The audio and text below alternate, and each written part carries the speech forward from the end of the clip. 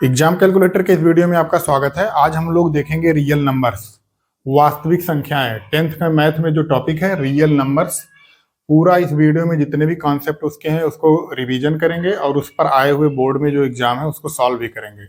तो आज वास्तविक संख्याओं को स्टार्ट करते हैं। रियल नंबर्स क्या होती है उसको देखेंगे, वास्तविक संख्याएं क्या होती हैं। तो सबसे पहले स्टार्ट करते हैं। वास्तविक संख्याओं को जानने के लिए सबसे पहले हम लोग को देखना पड़ेगा कि ये नेचुरल नंबर्स क्या होती हैं। नेचुरल नंबर्स क्या होती हैं? नेचुरल नंबर्स तो जो काउंटिंग वाले नंबर्स होते हैं हमारे, काउंटिंग नंबर्स, जो काउंटिंग नंबर्स होते हैं उन्हीं को, जो हम लोग किसी चीज को अगर कहीं पे 2 4 10 लोग खड़े हो तो अगर बोलना हो कि कितने लोग हैं तो हम लोग स्टार्ट करते हैं 1 से, 1 2 3 4 5 कि 5 लोग खड़े हैं। तो जो काउंटिंग स्टार्ट होता है हमेशा 1 से स्टार्ट होता है। तो नेचुरल नंबर क्या होता है? 1 2 3 4 5 6 इस तरीके से इनफाइनाइट तक ये चला गया है। तो अगर नेचुरल नंबर जो प्राकृतिक संख्याएं होती हैं उसको बोलेंगे कि नेचुरल नंबर क्या होती है, तो नेचुरल नंबर के लिए हम लोग लिख देते हैं जो 1 से स्टार्ट होती हैं और ये इनफाइनाइट तक जाती हैं। तो नेचुरल नंबर 1 से स्टार्ट होके इनफाइनाइट तक जाती है तो उनको नेचुरल नंबर बोलते हैं। और नेचुरल नंबर में सभी काउंटिंग नंबर्स आ जाते हैं। उसके बाद देखते हैं, फिर आता है होल नंबर। कि होल नंबर क्या होता है? होल नंबर होता है पूर्ण संख्याएं। पूर्ण संख्याएं, होल नंबर को क्या बोला जाता है? पूर्ण संख्याएं। तो हमारे जो नेचुरल नंबर थे, नेचुरल नंबर में क्या आता था? 1 2 3 डॉट डॉट इस तरीके से चला गया था। तो इसमें अगर हम लोग जीरो ऐड कर देंगे, जीरो को भी इंक्लूड कर देंगे तो क्या हो जाती है? होल नंबर्स बन जाते हैं। 0 1 2 3 4 इस तरीके से इनफाइनाइट तक चले गए हैं। तो अगर होल नंबर का डेफिनेशन क्या होगा? 0 से स्टार्ट होते हैं और वो इनफाइनाइट तक जाते हैं। तो होल नंबर के अंदर ही नेचुरल नंबर आ जाता है। अगर हम लोग देखेंगे होल नंबर और नेचुरल नंबर में, तो होल नंबर समझ लो एक बड़ा सा बॉक्स है, एक थैला है जिसके अंदर नेचुरल नंबर अपने आप पहले से ही मौजूद रहती है। और इसी नेचुरल नंबर में हम लोग जीरो को ऐड कर देते हैं तो क्या बन जाता है? ये होल नंबर बन जाता है। तो नेचुरल नंबर 1 से 1 से स्टार्ट होती हैं जो प्राकृतिक संख्याएं होती हैं, और होल नंबर क्या होती हैं? 0 से स्टार्ट होती हैं और इनफाइनाइट तक जाती हैं। फिर आता है हमारा कि ये इंटीजर क्या होता है। इंटीजर के लिए देखेंगे, इंटीजर का जो कॉन्सेप्ट है, इंटीजर क्या होता है जिसको हिंदी में बोलते हैं पूर्णांक। इंटीजर के बारे में हम लोग देखेंगे कि इंटीजर होता क्या है, इसको नंबर लाइन पे कैसे डोनेट किया गया। तो जैसे अपने पास क्या था, अपने पास हम लोग देख चुके हैं एक सेट मिला था, जो नेचुरल नंबर का एक सेट हम लोग पहले देख चुके हैं जो 1 से स्टार्ट होता है, 2 3 4 इस तरीके से चला गया है। और एक होल नंबर का एक सेट अपने पास है, वो 0 से स्टार्ट होता है, 1 2 3 इस तरीके से आगे बढ़ता हुआ चला गया है। तो अब क्या करना है? अब हमारे पास देखना है कि इंटीजर क्या होते हैं। तो अगर इसमें हम लोग निगेटिव नंबर्स को भी ऐड कर दें, निगेटिव नंबर्स जो होते हैं उनको भी ऐड कर देंगे तो क्या बन जाता है? टोटल वो इंटीजर बन के आ जाता है। जैसे ये यहाँ से देखा जाएगा हम लोग का, तो ये क्या है? ये है नेचुरल नंबर, क्योंकि क्या है 1 2 3 4, ये 1 है, 2 3 4 5, तो ये स्टार्ट हुआ है। तो नेचुरल नंबर 1 से स्टार्ट होते थे। और इसमें अगर जीरो को भी ले लिया गया तो क्या बन जाता है? जीरो को इंक्लूड कर लिया गया तो होल नंबर बन जाता है। तो यहाँ से लेके अगर यहाँ तक देखा जाएगा तो क्या हो गया? होल नंबर हो गया। और हम लोग को होल नंबर में क्या ऐड करना है? होल नंबर में ऐड करना है, होल नंबर में हम लोग को निगेटिव संख्या ऐड करनी है। तो निगेटिव संख्याएं क्या होती है? निगेटिव संख्याएं 1 2 3 4 5 6, इसके आगे माइनस लगा देंगे तो क्या हो जाएंगी? निगेटिव संख्याएं हो जाएंगी। तो हम लोग को अगर नेचुरल नंबर लिखना हो, इंटीजर लिखना हो, इंटीजर को क्या लिखेंगे? इंटीजर आ जाती है माइनस से स्टार्ट होगा, ये इनफाइनाइट तक इधर जाता है और इधर भी इनफाइनाइट तक जाता है। तो इसको लिख सकते हैं माइनस इनफाइनाइट से लेके प्लस इनफाइनाइट तक जितनी भी संख्याएं होती हैं उसमें क्या आ जाएंगी? -3 -2 -1, फिर 0 1 2 इस तरीके से सब चली जाएंगी। तो ये क्या सेट बन के आ जाता है? ये बन जाता है इंटीजर का, जिसमें निगेटिव इंटीजर भी आ जाते हैं, पॉजिटिव इंटीजर भी आ जाते हैं, और जीरो एकदम मिडिल टर्म में रहता है नंबर लाइन पे। और जीरो क्या होता है? जीरो ना पॉजिटिव होता है और ना ही निगेटिव होता है, जीरो कुछ नहीं होता है। ना जीरो जो है, जीरो कैसा इंटीजर है? ना पॉजिटिव ना निगेटिव। तो इस तरीके से और इंटीजर में निगेटिव इंटीजर भी आते हैं, पॉजिटिव इंटीजर, मतलब जो ऋणात्मक संख्याएं होती हैं 3, -5 ये भी इंटीजर कहलाएंगी, और 3, 5, 7 ये भी इंटीजर कहलाएंगे, और 0 उसमें इंक्लूड रहेगा, तो ये सारे नंबर्स को ले लिया जाएगा, तो क्या बन जाएंगी, वो बन जाएंगी अपना इंटीजर बन जाएगा। और इंटीजर के अंदर ही क्या आ जाता है, इंटीजर के अंदर अपना आ जाएगा नेचुरल नंबर आ जाएगा, होल नंबर आ जाएगा, तो इंटीजर के अंदर ये सब सारी चीजें आ जाती हैं। फिर देखते हैं अपने पास कि रेशनल नंबर क्या होता है। रेशनल नंबर जिसको हम लोग बोलते हैं परिमीय संख्या, परिमीय संख्या, परिमीय संख्या, इसको रेशनल नंबर बोलते हैं।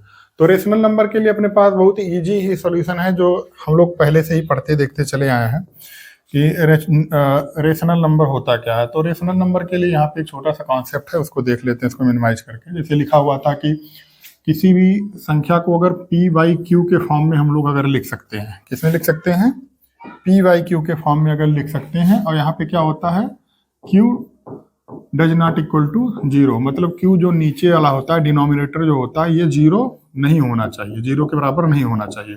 तो इस फॉर्म में अगर हम किसी चीज को लिख सके तो क्या हो जाएगा, वो इंटीजर कहलाता है। जैसे हम लोग के पास 3 लिखा हुआ है, तो 3 को बटे 1 लिख सकते हैं, 3 हो गया। और उसके बाद में और पी और क्यू क्या होते हैं, ये सब पूर्णांक होते हैं, इंटीजर होते हैं। पी और क्यू इंटीजर होते हैं। एक ऐसे इंटीजर होते हैं, किसी भी तरीके का पी और क्यू एक इंटीजर होता है यहाँ पे, और क्यू इंटीजर्स होते हैं, और q does not equal to 0 होना चाहिए। तो ये -3/1, क्योंकि -3 भी इंटीजर है, 3 भी इंटीजर है, तो ये सब क्या हो जाएंगे, ये सब परिमीय संख्याएं हो जाएंगी और रेशनल नंबर हो जाएंगे। तो यहाँ से निकल के आता है, इस ग्राफ में हम लोग देख लेते हैं। सबसे पहले जो आता है नेचुरल नंबर 1 से स्टार्ट होता है, फिर आता है होल नंबर जो 0 से स्टार्ट होता है, फिर आता है इंटीजर जिसमें 1, 0, -1, 0, 1 इधर इनफाइनाइट तक, इधर इनफाइनाइट तक ये जाता है। फिर रेशनल नंबर क्या होता है, ये सारे चीजों को अगर हम लोग ले लिया जाए, इन सारे चीजों को ले लिया जाए, इसमें क्या आ जाएंगे, नेचुरल नंबर भी आ जाएंगे, होल नंबर भी आ जाएंगे, और सभी इंटीजर को मिला दिया जाएगा, तो क्या बन जाता है, वो परिमीय संख्या बन जाती है, जिसको हम लोग बोलते हैं रेशनल नंबर। ये रेशनल नंबर बन के आ जाता है, जिसको हम लोग बोलते हैं परिमीय संख्या। तो इसमें अगर कहीं पे लिखा हुआ 0.5, तो ये भी एक रेशनल नंबर हो जाता है, क्योंकि अगर दशमलव को हटाएंगे तो नीचे 10 हो जाता है, और इसको डिवाइड कर देंगे तो 1/2 आ जाता है। जो 1/2 आया है, ये p/q के रूप में आ गया। तो जितनी भी सारी संख्याएं हम लोग को, या तो उनको p/q के फॉर्म में आगे लिख लें, या पहले से लिखी होती हैं, तो उनको क्या बोल दिया जाता है, रेशनल नंबर बोलते हैं। फिर आएंगे अब हम लोग की रियल नंबर्स पे। रियल नंबर क्या होती हैं, तो रेशनल नंबर जो आती है हमारी p/q, उसमें अगर हम लोग इर्रेशनल नंबर जो अपरिमेय संख्या होती है, जो अपरिमेय संख्या है, प्लस जो परिमेय संख्या है, जो परिमेय संख्या है, rational number plus irrational number को जोड़ दिया जाएगा, तो क्या आ जाती है, रियल नंबर्स आ जाती हैं। ये होती है रियल नंबर। अब सवाल ये उठता है कि ये इर्रेशनल नंबर क्या होता है, ये इर्रेशनल नंबर क्या होता है। तो इर्रेशनल नंबर के लिए हम लोग देखेंगे, इर्रेशनल नंबर को यहाँ पे साइड में समझते हैं क्या होता है। इर्रेशनल, अपरिमेय, जैसे परिमेय क्या था, जिनको p/q के रूप में हम लोग लिख देते थे, वो क्या हो जाता था, परिमेय हो जाता था। अगर p/q के रूप में किसी संख्या को ना लिखा जा सके तो क्या हो जाएगा, वो हो जाएगा इर्रेशनल नंबर, उसको क्या बोल दिया जाएगा, इर्रेशनल नंबर। जैसे अपने पास हमने लिखा था, क्या लिखा था, जैसे वहां पे लिखा हुआ है, ये हम लोग ले लेते हैं, रूट में जितनी भी संख्याएं होती हैं, 2, 3, अब जैसे यहाँ पे 4 नहीं आएगा, √4, वो क्यों नहीं आएगा, अगर √4 हम लोग लिखेंगे तो √4 का ये परफेक्ट स्क्वायर बन जाएगा, तो ये 2 आ जाएगा, और 2 को 1 में लिख सकते हैं, 2/1 लिख सकते हैं, तो ये क्या आ जाएगा, ये परिमेय बन जाएगा, ये रेशनल बन जाएगा। तो इसलिए रूट के अंदर परफेक्ट स्क्वायर नहीं आएगा, रूट के अंदर परफेक्ट स्क्वायर नहीं आएगा, ये चीज नहीं आनी चाहिए इर्रेशनल नंबर में, तो ये यहाँ से हट जाएगा, ये कट जाएगा। फिर 5, 6, तो रूट की जितनी भी संख्याएं होती हैं वो सब क्या आ जाती हैं, वो जो परफेक्ट स्क्वायर नहीं होती हैं वो क्या बन के आ जाएंगी, वो निकल के आ जाएंगी, इर्रेशनल नंबर हो जाती हैं। अब जैसे बार बार एक क्वेश्चन पूछा जाता है बोर्ड में, पाई को लेके पूछा जाता है कि इसको पूरा हम लोग मिटा देते हैं, फिर देखते हैं, ये हटाते हैं यहां से। आता है कि पाई कौन सी संख्या है। तो जो पाई का मान होता है, यहाँ पे लिखा हुआ है, ये मान अगर हम लोग देखें कि पाई क्या होती है, तो पाई की वैल्यू क्या आती है, पाई की वैल्यू आती है 3.14159, मतलब क्या आती है, इसको अगर हम लोग पेन से लिखें तो क्या आ जाएगी, 3.14159 आ जाएगी।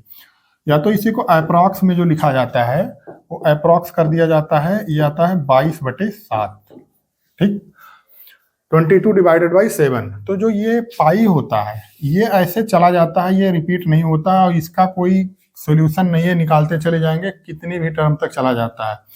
तो जब ये इसका कोई, इसको हम लोग कभी p/q के रूप में लिख पाएंगे, नहीं लिख पाएंगे, क्योंकि ये नॉन टर्मिनेटिंग है, टर्मिनेट हो ही नहीं रहा है, मतलब कहीं पे खत्म हो ही नहीं रहा है, तो ये p/q के रूप में इसको नहीं लिखा जा सकता। तो इसलिए पाई जो होती है वो क्या होती है, इरेशनल नंबर होती है। और 22/7 जो इसका अप्रॉक्स वैल्यू लिया जाता है, ये क्या होती है, वो रेशनल होता है, ये रेशनल होता है। इसको याद रखने की जरूरत है कि पाई जो होता है इरेशनल होता है, और 22/7 जो होता है ये अपने आप p/q के रूप में यहाँ पे लिखा हुआ है, ये अपने आप लिखा हुआ है, तो ये क्या हो जाएगा, रेशनल नंबर हो जाता है। तो अब आता है क्वेश्चन कि हम लोग को पता लग गया रेशनल और इरेशनल दोनों पता लग गया, तो रियल नंबर क्या होती है। तो रियल नंबर वही हो गई जिसमें रेशनल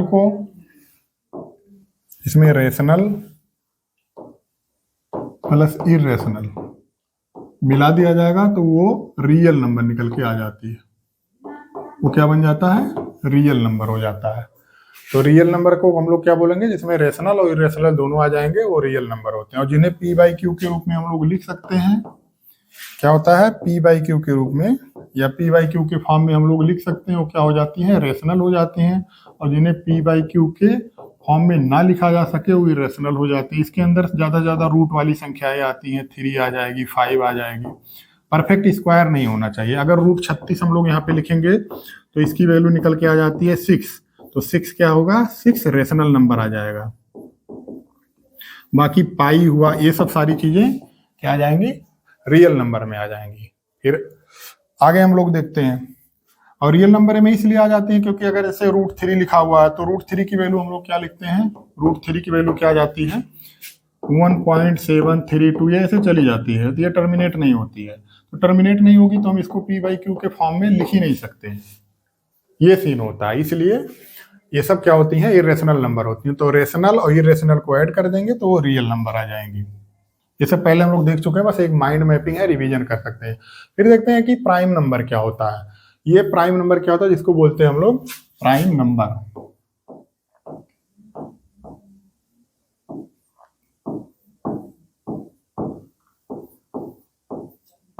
प्राइम नंबर्स क्या होते हैं, प्राइम नंबर्स क्या होता है, इसके केवल 2 ही, जैसे यहाँ पे 13 लिखा हुआ है, इस अगर हम लोग पिक्चर में देखें तो 13 का अगर फैक्टर किया गया है तो इसमें केवल 2 फैक्टर निकल के आया है। एक 13 खुद होगा, 13 खुद होगा, और एक होता है। जैसे 4 है तो 4 को क्या होता है, 4 को हम लोग क्या लिख सकते हैं, 4 को हम लोग लिख सकते हैं 1 गुणे 2 गुणे 4। 4 का अगर फैक्टर करेंगे तो क्या आता है, इस तरीके से आता है ना। तो 4 के 3 फैक्टर निकल के आ जाएंगे। 4 को हम लोग एक बार अगर फैक्टर करेंगे तो इसमें 1 भी आएगा, 2 भी आएगा और 4 भी आएगा। इसके कितने होते हैं, इसके केवल 4 फैक्टर निकल के आ जाते हैं। तो ये जो 4 फैक्टर आ जाएंगे तो इसकी वजह से ये क्या हो जाएगा, ये अपना प्राइम नंबर नहीं होगा, prime number, not a prime number, ठीक है, प्राइम नंबर नहीं होगा। तो कोई भी ऐसी संख्या जिसके केवल 2 ही फैक्टर हों, तो वो खुद होगा या तो 1 होगा, तो क्या हो जाएगा, वो प्राइम नंबर आ जाएगा। जैसे हम लोग लिखते हैं 2, तो 2 को क्या करेंगे, 2 को या तो 2 से डिवाइड कर सकते हैं, या तो अब इसे जैसे ये फैक्टर किए तो इसमें क्या, फैक्टर का मतलब डिवाइड करना होता है। तो 4 को या तो 4 को 1 से कर सकते हैं, या तो 4 को 2 से कर सकते हैं, या तो 4 को 4 के साथ कर सकते हैं। तो चारों से कट जा रहा तो ये प्राइम नंबर नहीं है। लेकिन 13 के लिए या तो हम 13 को 1 से भाग दे सकते हैं और 13 को या तो फिर 13 से ही भाग दे सकते हैं, बाकी कोई संख्या नहीं है। तो जैसे 2 है तो 2 को या तो 2 को 1 से कर सकते हैं और या तो क्या कर सकते हैं 2 को 2 से कर सकते हैं। तो इसके दो फैक्टर निकल के आ गए, क्या आ गए 1 और 2। तो केवल दो ही फैक्टर हो सकते हैं। तो जहां पे दो ही फैक्टर केवल हो तो क्या हो जाएगा, वो हो जाएगा प्राइम नंबर हो जाएगा। 2 हुआ, 3 हुआ, 5 हुआ। 5 को भी हम लोग क्या लिख सकते हैं, 5 को या तो 5 से होगा या तो 1 से होगा, इसके दो ही फैक्टर निकलेंगे। तो प्राइम नंबर की डेफिनेशन क्या होती है, इसके केवल दो फैक्टर होंगे, या तो वो खुद होगा या तो 1 होगा। अगर उससे ज्यादा हुआ या उससे कम हुआ तो क्या हो जाएगा, वो प्राइम नंबर की सीरीज में नहीं आएगा। फिर आगे देखते हैं को प्राइम नंबर। तो को प्राइम नंबर बहुत इजी होता है। को प्राइम नंबर जानने के लिए इसको बोलते हैं को प्राइम नंबर। को प्राइम नंबर, इसको हिंदी में बोलते हैं सहभाज्य संख्या। सहभाज्य संख्या। सहभाज्य संख्याओं को जानने के लिए कोई दो ऐसी संख्याएं जिनका HCF मतलब हाईएस्ट कॉमन फैक्टर केवल एक आए, ओनली वन होना चाहिए। जैसे यहाँ पे एक एग्जाम्पल लिखा हुआ है 35 और क्या लिखा हुआ है 39। तो इसको अगर फैक्टर किया गया है तो 7 गुणे 5 7 मल्टीप्लाइड बाई 5 इंटू 1, तो क्या हो जाएगा 7 × 5 = 35। इसको क्या होगा 39 को क्या लिख सकते हैं 3 गुणे 13 गुणे 1, तो क्या हो गया 13 × 39 = 39। तो इसको अगर फैक्टर करेंगे तो इसका ये फैक्टर होगा। और इसको क्या करते हैं इसका प्राइम फैक्टराइजेशन लेते हैं। पहले प्राइम फैक्टराइजेशन करेंगे इसको। तो इसमें देखेंगे कॉमन कौन सा है। ये CF निकालने के लिए लिखा जाता है कि कॉमन कौन सी होगी। जो कॉमन संख्या होती है, जो कॉमन संख्या होती है वही HCF निकल के आ जाता है। तो कॉमन मतलब जो दोनों में हो। तो इसमें एक ऐसी संख्या है जो दोनों में है।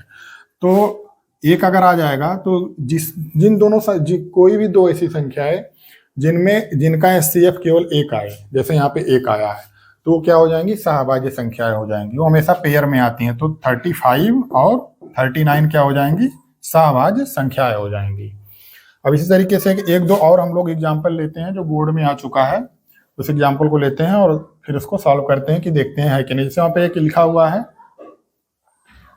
एक है 11 और 13, ये को प्राइम नंबर है कि नहीं है ये पूछ रहा है। तुम लोग को क्या दिखाना है कि ये को प्राइम नंबर है कि नहीं है। तो सबसे पहले हम लोग 11 को क्या लिख सकते हैं, 11 के लिए कर सकते हैं या तो 11 मल्टीप्लाइड बाई 1, इसको 11 ऐसे लिख सकते हैं। 13 को देखेंगे क्या होगा 13 इंटू 1, बाकी और कोई इसका फैक्टर होगा नहीं। तो इन दोनों में कॉमन का आ रहा है, एक ही कॉमन आ रहा है। इसका HCF क्या हो जाएगा 1 हो जाएगा। तो ये क्या हो जाएंगी, ये दोनों क्या हो जाएंगी सहभाज्य संख्या प्राइम नंबर हो जाएंगी। अब जैसे एक और हम लोग लेते हैं 4 और 6, 4 और 6। तो 4 के लिए क्या लिख सकते हैं हम लोग 2, 4 के लिए हम लोग क्या लिख सकते हैं, इसका फैक्टराइजेशन करेंगे प्राइम फैक्टराइजेशन, तो 2 इंटू 2 इंटू 1, इस तरीके से हम लोग लिख सकते हैं। और 6 को क्या लिख सकते हैं 3 इंटू 2 इंटू 1, 3 दूनी 6 1 6 लिख सकते हैं। अब यहाँ पे हम लोग देखेंगे यहाँ पे कॉमन क्या निकल के आ रहा है, कॉमन यहाँ पे 2 आ रहा है और 1 भी आ रहा है। तो एक तो सब में कॉमन आएगा। तो क्या हो जाएगा, अगर इसमें 2 कॉमन निकल के आ रहा है तो इसका HCF क्या आ जाएगा, HCF 2 आ जाएगा। तो अगर HCF 2 हो जाएगा तो क्या ये को प्राइम नंबर रहेंगे, तो ये को प्राइम नंबर नहीं होगा। इसको क्या बोलेंगे, नहीं है को प्राइम नंबर। क्यों, क्योंकि इसका HCF हमेशा केवल एक आना चाहिए, तभी वो को प्राइम नंबर होगा। तो इस तरीके से हम लोग देख सकते हैं। फिर 10 और 11 यहाँ पे, तो 10 और 11 के लिए करेंगे तो क्या आ जाएगा, 10 के लिए लिखेंगे 2 इंटू 5, 11 के लिए 11 इंटू 1, तो इसको 1 भी लिख सकते हैं। तो यहाँ पे 1 कॉमन है, तो ये दोनों क्या हो जाएंगे, को प्राइम नंबर हो जाएंगे। और ये भी तीनों में से ये बोर्ड के एग्जाम में ये पूछा गया है। तो को प्राइम नंबर बहुत ईजी था, आसानी से हम लोग देख सकते हैं। HCF केवल 1 आना चाहिए। फिर हम लोग देखेंगे रियल नंबर का जो एक्सपेंशन होता है, डेसिमल एक्सपेंशन, इसको क्या बोलते हैं, डेसिमल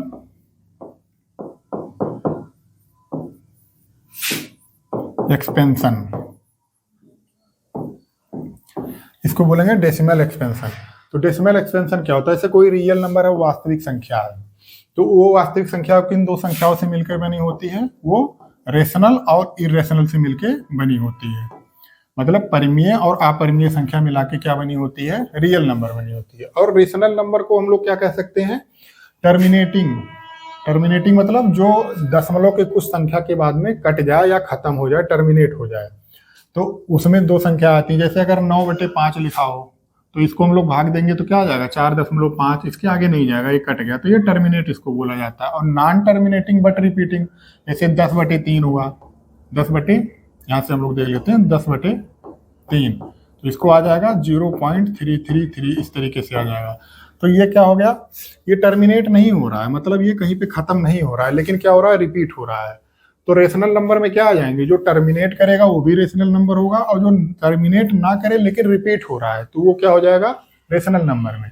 और इरेशनल नंबर को अगर हम लोग देखेंगे तो वो तो ना तो टर्मिनेट होगा और ना ही रिपीट होगा। जैसे पाई हम लोग निकाले थे, हम लोग ने पिछले सेक्शन में बोला है कि पाई क्या होती है? पाई इरेशनल नंबर है। क्यों है? क्योंकि ये देखो टर्मिनेट नहीं हो रही, ये चलती चली जा रही, इसको निकालते चले जाएंगे, ये चली जाएगी 3.1415925, इस तरीके से डॉट डॉट चले जाएंगे।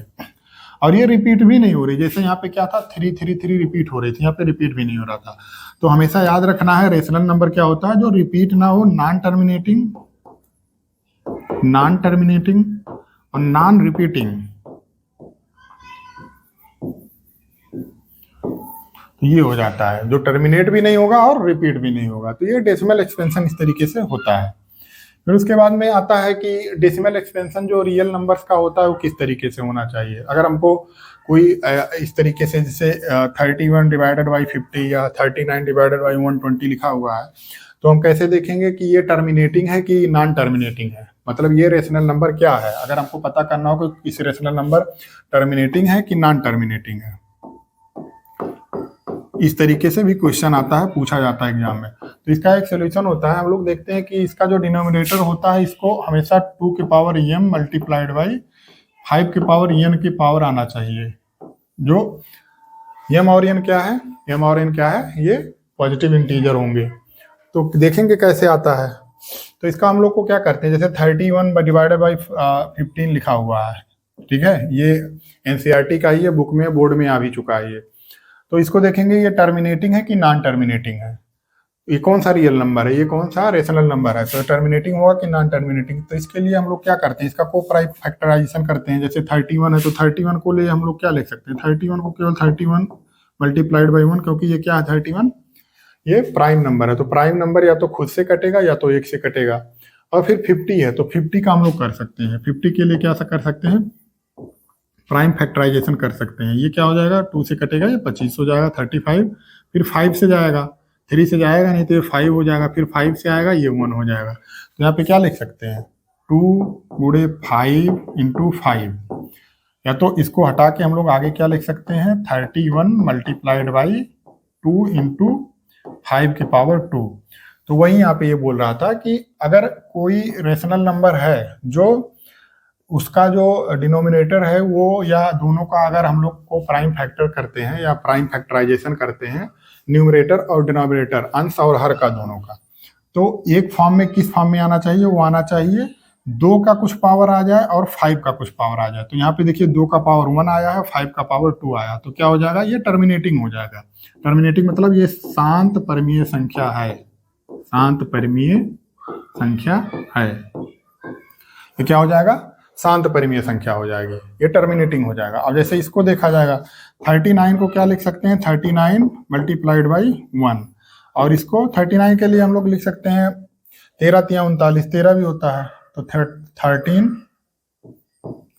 मल्टीप्लाइड बाई 3 मल्टीप्लाइड बाई 1, ये लिखा जा सकता है ना 39 को।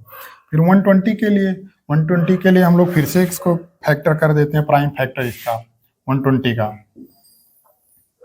120 का प्राइम फैक्टर करेंगे क्या आ जाएगा? यहां से करके देख लेते हैं। 120 2 से 60, फिर 2 से ये 30 हो जाएगा, फिर 2 से काटेंगे क्या हो जाएगा? 15, फिर ये क्या कटेगा? 3 से, तो ये 5, और फिर 5 से ये 1 हो जाएगा। तो क्या निकल के आ गया? इसका आ गया 2 multiplied by 2 multiplied by 2 multiplied by 3 multiplied by 5। तो इतना चीज निकल के आ गया। अब देखेंगे हम लोग इसको काटेंगे, यहाँ ऊपर एक 3 है, नीचे एक 3 है, कट जाएगा। तो ऊपर क्या आ गया 13 मल्टीप्लाइड बाई 1, नीचे क्या आ गया यहाँ पे 2 के पावर कितना 1 1 1 3 हो गया, तो 2 के पावर ये 3 हो गया, और 5 की पावर 1 मल्टीप्लाइड बाई 5 की पावर n। तो इसको क्या लिख सकते हैं, ये क्या आ गया, ये नीचे से अगर देखेंगे तो ये आ गया है जैसे लिखा था वहां पे 2 की पावर m मल्टीप्लाइड बाई 5 की पावर n, इस फॉर्म में ये आ गया है। तो ये क्या कह सकते हैं, ये भी क्या होगा, ये टर्मिनेटिंग रेशनल नंबर है। ये क्या है, टर्मिनेटिंग रेशनल नंबर है। तो इस एग्जाम में अगर इस तरीके का कुछ दिया होगा तो हम लोग क्या करेंगे, उसको ऊपर नीचे प्राइम फैक्टराइजेशन करेंगे, जो कटेगा काट देंगे। अगर 2 के पावर या 5 के पावर में कुछ आ जा रहा है, या 2 के पावर में ही आ जा रहा है, 5 के पावर में ही आ जा रहा है, डिनोमिनेटर में या न्यूमरेटर दोनों का करके, तो क्या हो जाएगा, टर्मिनेटिंग हो जाएगा। अदरवाइज क्या हो जाएगा, वो नॉन टर्मिनेटिंग हो जाएगा। फिर आता है एचसीएफ निकालना, की प्राइम फैक्टराइजेशन करके हम लोग एचसीएफ कैसे निकालते हैं। तो प्राइम फैक्टराइजेशन कैसे करेंगे हम लोग को पहले देखते हैं। जैसे 16 और 18 का हमको अगर एचसीएफ चाहिए, एचसीएफ क्या होता है, जो कॉमन होता है सब में, उसको क्या बोल देते हैं, वो हो जाता है एचसीएफ, जो कॉमन होता है, हाईएस्ट कॉमन फैक्टर। तो 16 को अगर हम लोग प्राइम फैक्टराइजेशन इसका करेंगे, तो जैसे पिछली बार हम लोग किया था वैसे इसको कर लेंगे। 2 से डिवाइड करेंगे 8 हो जाएगा, फिर 2 से करेंगे ये 4 हो जाएगा, फिर 2 से करेंगे ये 2 हो जाएगा, फिर 2 से करेंगे ये 1 हो जाएगा। तो हम लोग 16 को अगर लेते हैं तो 16 का क्या लिख सकते हैं, यहाँ से पहले क्वेश्चन को अगर लेते हैं तो 16 को लिख सकते हैं 2 इंटू 2 इंटू 2 इंटू 2, ये क्या हो गया, इंटू 1 भी लिख दीजिए। 2 दूनी 4 दूनी 8 दूनी 16 हो गया। फिर क्या आता है 80, फिर वैसे 80 को करके हम लोग देख लेंगे, इसको हटा देते हैं, इसका हो गया। अब 80 का करके देखते हैं,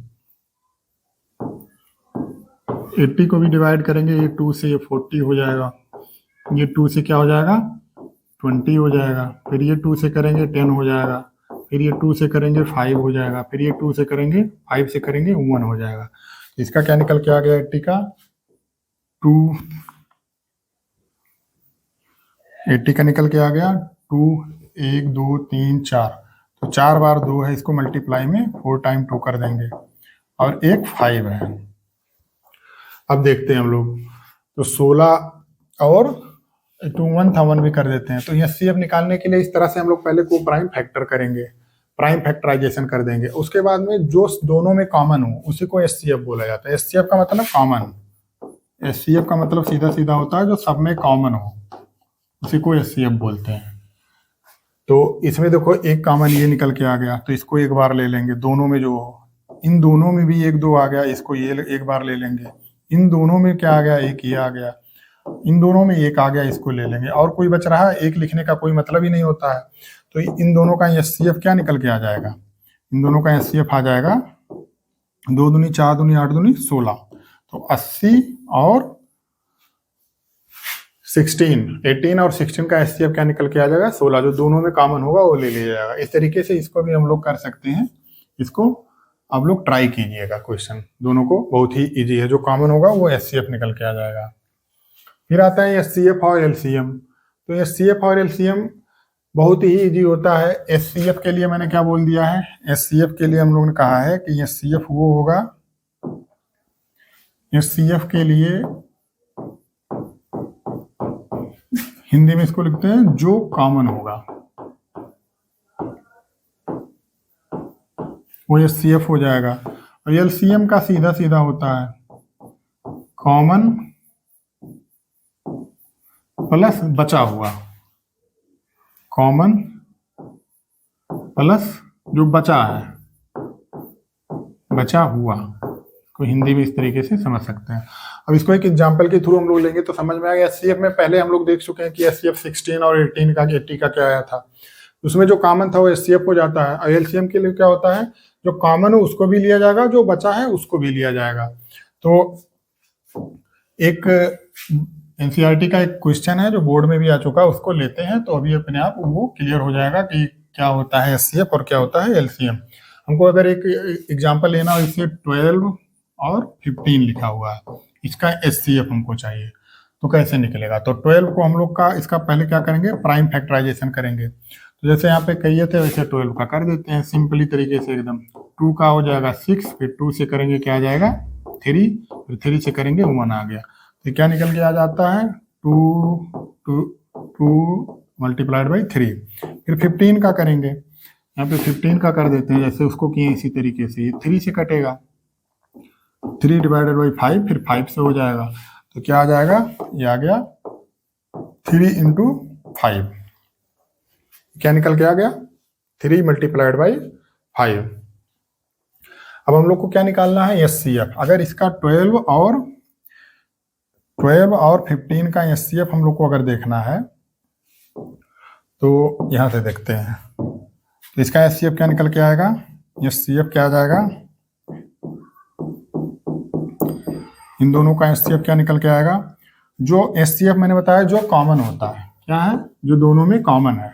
तो यहाँ पे 3 एक कॉमन दिख रहा है और एक कॉमन यहाँ पे क्या दिख रहा है 3, तो दोनों में क्या कॉमन है 3, तो इसका एचसीएफ क्या आ जाएगा 3। अगर एलसीएम देखना होगा तो एलसीएम क्या निकल के आता है, लोएस्ट कॉमन फैक्टर। तो जो एचसीएफ हो तो लिया ही जाता है, मैंने क्या बोला कॉमन वाला जो है वो लिया ही जाता है, वो 3 पहले कॉमन था 3 हमने लिख दिया।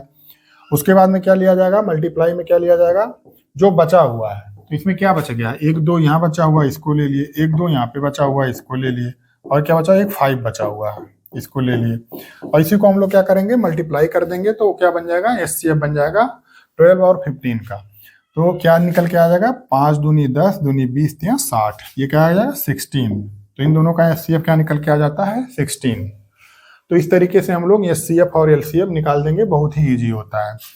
और कोई इस पे एक क्वेश्चन और आता है, एक कॉन्सेप्ट छोटा सा और है, उसको भी देख लेते हैं एचसीएफ और एलसीएफ को लेके।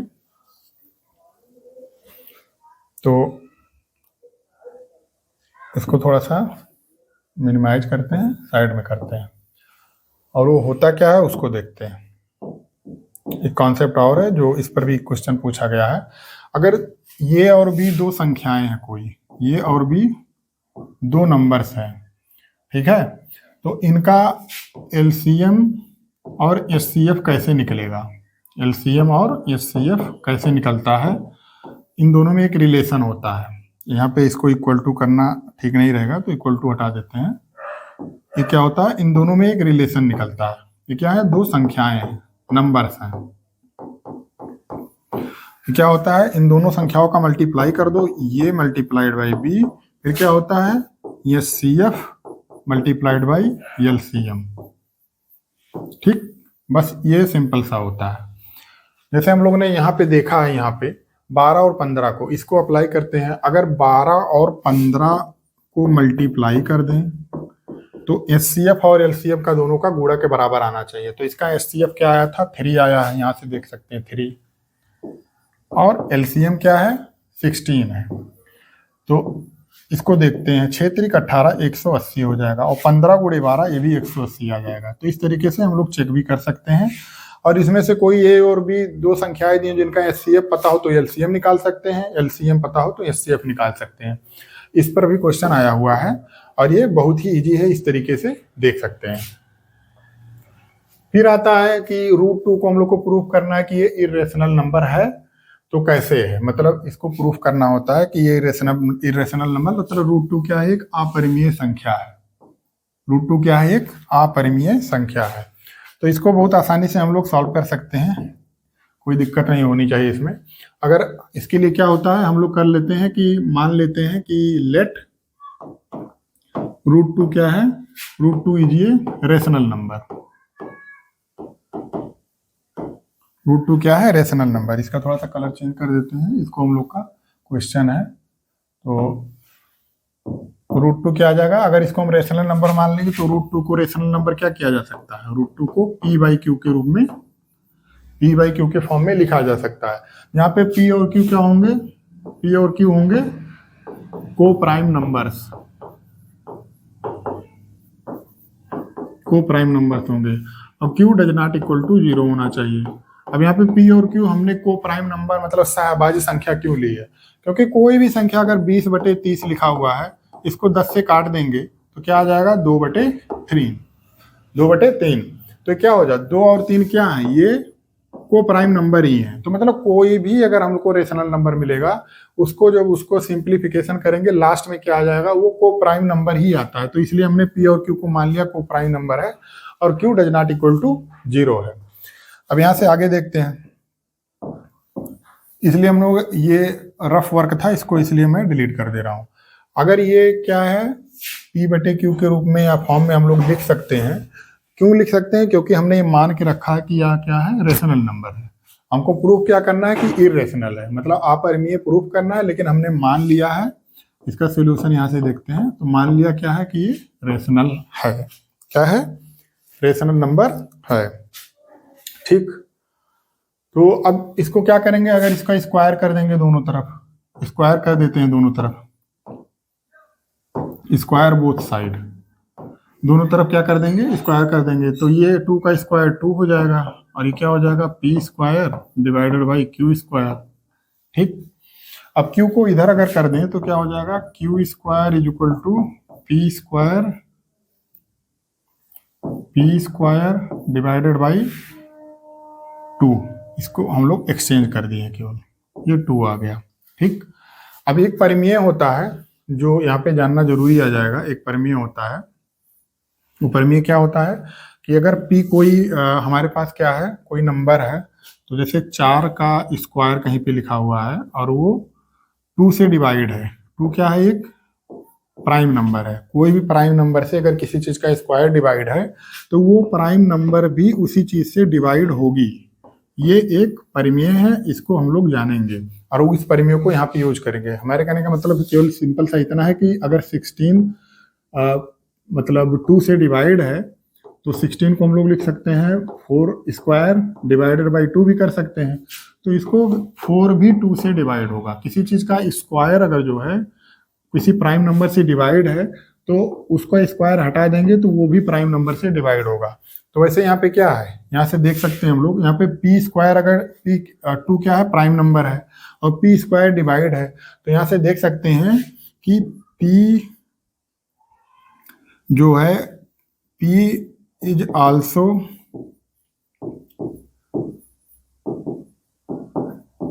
Divisible by 2। मतलब अगर P स्क्वायर, क्यों, क्योंकि यहाँ पे इसको इस तरीके से लिख सकते हैं, if P square divided by Q then P is also, Q नहीं ये 2 है तो इसको 2 कर लेंगे, जैसे यहाँ पे 2 दिया हुआ है। तो P भी 2 से डिवाइड होगा, इसको ऐसे ब्रैकेट में लिख देंगे, बाई प्रमेय लिख देंगे, थ्योरम। तो अगर P भी डिवाइड हो जाएगा तो सिंपल सा यहाँ पे हम लोग लिख सकते हैं कि P डिवाइडेड बाई 2, और अगर 2 से डिवाइड करेंगे तो कुछ कोसेंट आएगा ना। अगर 4 को अगर हम लोग 2 से 14 को डिवाइड करते हैं तो 7 आता है ना। तो इस 7 को अगर कोई इंटीजर है तो इसको हमने यम मान लिया, एक यम आता है। ये क्या है, M is equal to positive integer है, ये पॉजिटिव इंटीजर है। तो यहां से देखेंगे P इज इक्वल टू क्या निकल के आ जाएगा, इधर हम लोग करते हैं, P इज इक्वल टू आ गया, 2 को उधर कर देते हैं, 2m हो गया, इक्वेशन 1 मान लिए इसको।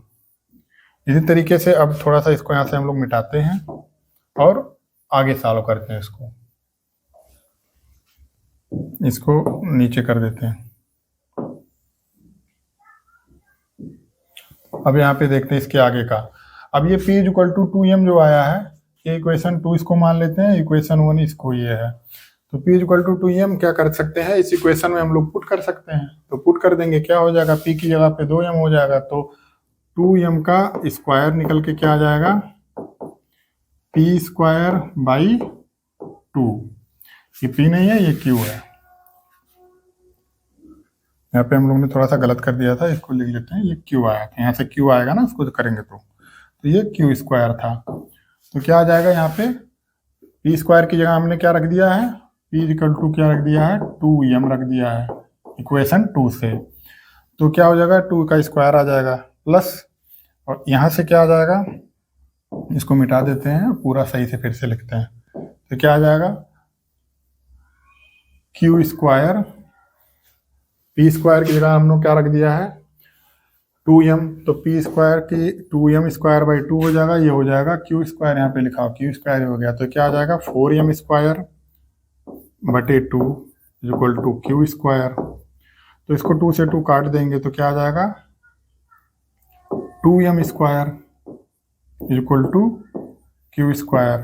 और यहाँ से क्या आ जाएगा m² इक्वल टू, यहाँ से देखते हैं, इसको m² यहीं पे रहने देते हैं,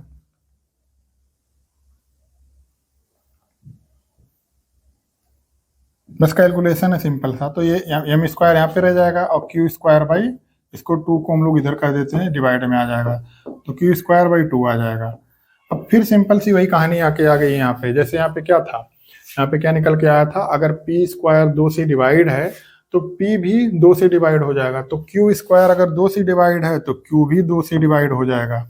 उसी थ्योरम से इसको साइड में कर देंगे। तो वहाँ पे m माने थे, यहाँ पे हम लोग n मान लेते हैं, तो क्या हो जाएगा, ये इसको हम लोग यहाँ पे n मान लेते हैं, सॉरी ये n है, तो q इक्वल टू क्या निकल के आ गया 2n, इसको यहाँ से मल्टीप्लाई कर देंगे, ये इक्वेशन 3 हो गया, इक्वेशन 3 हो गया। तो हमारे पास एक इक्वेशन क्या मिला, p इक्वल टू 2m और q इक्वल टू 2n मिला हुआ है।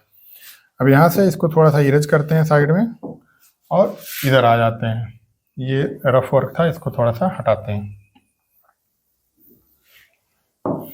अब इक्वेशन में क्या आया है, इक्वेशन बाई इक्वेशन 2 and 3। 2 क्या था, p इक्वल टू 2m और q क्या है 2n। अब इसको हम लोग देखते हैं, हम लोग क्या माना था, p और q क्या है, p और q हम लोगों ने मान रखा था को प्राइम नंबर है। को प्राइम नंबर का सीधा मतलब होता है कि इसका एचसीएफ केवल 1 आना चाहिए, लेकिन अगर यहाँ पे हम लोग देखेंगे इन दोनों का एचसीएफ लेंगे तो इसमें 2 कॉमन निकल के आ रहा है, तो इसका एचसीएफ क्या आ जाएगा, इसका एचसीएफ 2 निकल के आ रहा है, जो कि नहीं आना चाहिए। और ये एचसीएफ 2 क्यों निकल के आया, क्योंकि हम लोगों ने जो इसको मान लिया है कि ये रेशनल नंबर है वो गलत है, तो हमारे जो इमेजिनेशन है वो गलत हो गया, ये इरेशनल नंबर नहीं है। तो यहाँ से हम लोग लिख सकते हैं कि जो हमने मान के रखा था, जो हमने माना था, इसको थोड़ा सा साइड में करते हैं, ये इसको थोड़ा साइड में करते हैं, उसके बाद में फिर यहाँ पे लिखते हैं। तो जो मान के रखे थे हम लोग, क्या माने थे, तो जो इमेजिनेशन हमारा हुआ था, इमेजिनेशन जो था वो रॉन्ग था।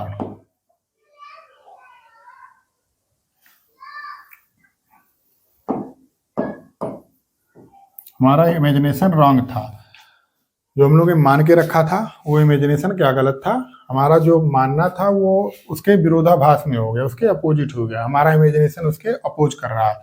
इसलिए क्या हो जाएगा, √2 एक अपरिमेय संख्या या इरेशनल नंबर हो जाएगा। अगर यहाँ पे हम लोग जो एचसीएफ निकालें, एचसीएफ अगर 1 आ जाता तो सही था, आना चाहिए था एचसीएफ कितना, एचसीएफ आना चाहिए था 1, लेकिन आया है 2, तो क्या हो जाएगा √2 क्या हो जाएगा, एक इरेशनल नंबर आ जाएगा। इस तरीके से इसको हम लोग सॉल्व कर सकते हैं। बस यहाँ पे हमने थोड़ा रफली तरीके से बता दिया है कि जो अब एग्जाम आ रहा है तो रिवाइज हो जाएगा, माइंड मैपिंग हो जाएगी। उसके बाद में एक यूक्लिड डिवीजन लामा है, यूक्लिड का जो है विभाजन प्रमेय का, ये भी कई बार पूछा गया है, इसको बोलते हैं हिंदी में यूक्लिड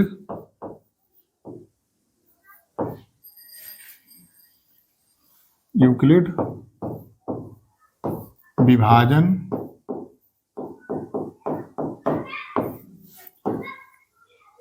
प्रमेयिका।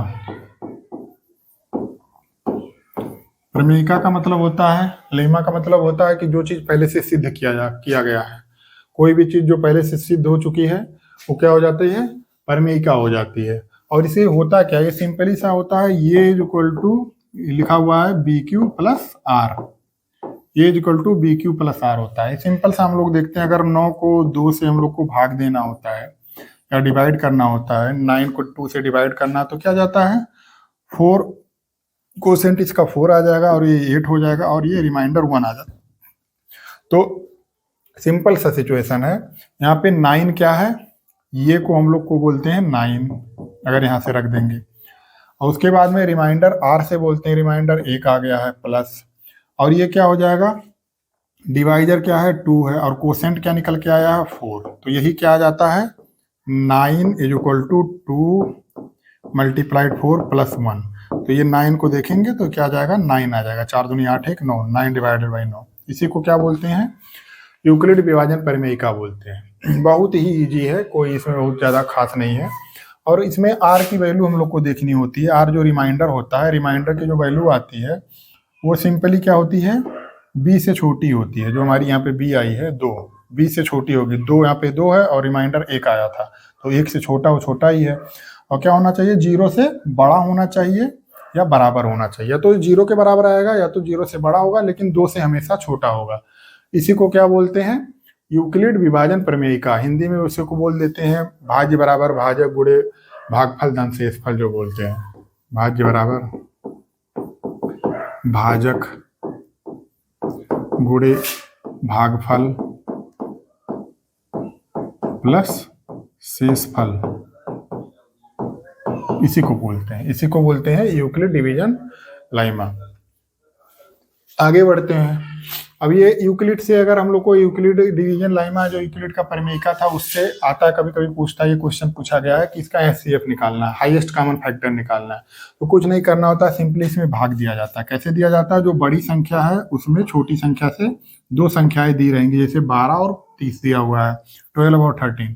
तो 12 से हम लोग को क्या करना है 13 में डिवाइड करना है। तो ये कितनी बार जाएगा 2 बार जाएगा, ये क्या हो जाएगा 24 हो जाएगा।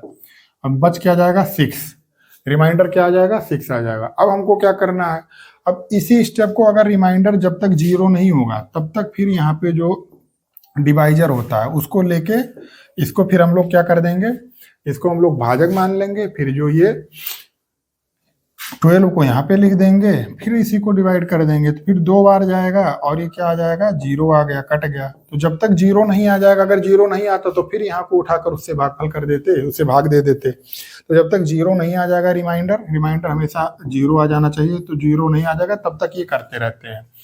तो जिससे अगर यहाँ से 6 से डिवाइड करने पे रिमाइंडर 0 आया तो इस 6 को हम लोग ले लेंगे, तो 12 एंड 13 का ये CF क्या आ जाएगा 6 आ जाएगा। लास्ट में जिससे रिमाइंडर 0 आता है, जैसे यहाँ पे 0 किससे आया 6 से आया है, यहाँ पे 12 से किए थे तो रिमाइंडर 6 आया था, 0 नहीं आया था। लेकिन जब 6 को 12 से भाग दे दिया, इसको ले दिए यहाँ पे बीच में कर दिए, उसके बाद में 0 आ गया, तो जिससे 0 आ जाता है उसी को SCF बोल देते हैं। तो इसी तरीके से हम लोग कुछ भी दिया रहेगा उसको भाग करते चले जाएंगे, लास्ट में जो जिससे 0 कट के आ जा रहा है वो उसका HCF निकल के आ जाता है। तो ये इतने कॉन्सेप्ट थे, इतने टॉपिक थे जो आज हम लोगों ने देख लिया। वीडियो को दोबारा रिपीट करके देखेंगे तो एक बार पूरा माइंड मैपिंग हो जाएगा, पूरा ताज़ा हो जाएगा, रिपीट हो जाएगा। तो इससे ज़्यादा पूरे रियल नंबर्स में कुछ नहीं था।